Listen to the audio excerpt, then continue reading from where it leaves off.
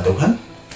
Kerinduan kita sebagai orang Kristen, sebagai anak-anak Tuhan, orang percaya kepada Tuhan Yesus, kita ingin berjumpa dengan Tuhan, menyongsong Tuhan Yesus kedatangannya yang kedua kali.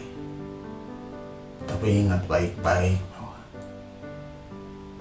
kita tentunya sebagai anak-anak Tuhan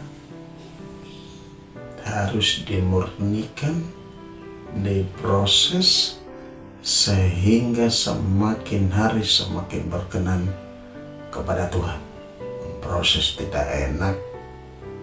Contohnya ketika kita berada dalam masalah, persoalan, pergumulan, sakit, penyakit, tekanan, penderitaan yang kita alami dalam kehidupan kita tidak pernah selesai.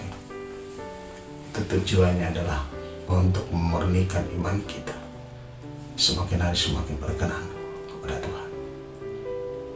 Lalu bagaimana respon kita ketika kita dimurnikan atau diproses semakin berkenan kepada Tuhan? Yang pertama yang perlu kita lakukan adalah kita tetap bersukacita dan mengucap syukur kepada Tuhan supaya api Roh Kudus tidak padam dalam hidup kita.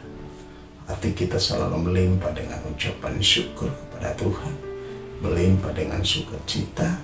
Kita tetap bersukacita. Ketika bersukacita kepada Tuhan, ada kekuatan baru, ada semangat baru, ada mujizat-mujizat yang Tuhan kerjakan dalam kehidupan kita. Yang kedua adalah kita banyak berdiam diri di hadapan Tuhan, tetap tenang untuk berdoa kepada Tuhan.